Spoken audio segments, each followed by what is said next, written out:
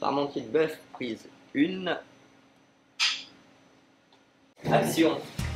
Bonjour. À travers un MOOC, en fait, on va découvrir par la pratique la réalité d'un métier comme le métier de cuisinier.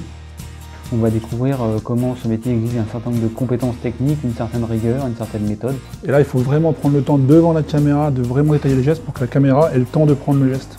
La particularité, si vous pouvez dire une deuxième chose, c'est que c'est la diversité des compétences qu'il faut pour réussir à construire un MOOC. Il y a vraiment eu une synergie dans cette équipe. Chacun a apporté ses compétences et son avis. On va partir, Yoann, après on va partir au four, Ouais. à la cuisson, dès que la finition. On se retrouve avec des gens qu'on ne connaît pas et on se retrouve très à l'aise à discuter avec eux. On n'est pas du tout du même secteur parce que certains viennent de l'audiovisuel, communication, nous de la restauration.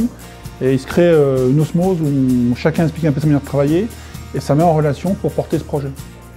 Tu confonds sauce américaine et sauce ketchup. Sauce américaine et sauce ketchup. Donc, il y a eu un gros travail d'écriture pour les 50 vidéos et puis de synthèse ensuite avec l'ingénieur de formation, avec ma collègue Françoise. Alors c'est une découverte parce que c'est un milieu que je connais très peu, le fait de devoir doubler des séquences, de faire un geste sur lequel nous on est précis. Il a fallu synthétiser les textes de façon à ce qu'ils rentrent dans le format du MOOC, à savoir des petites pastilles d'1 minute, 2 minutes grand maximum. C'est pas dommage de ne pas parler du homard. L'autre est homard.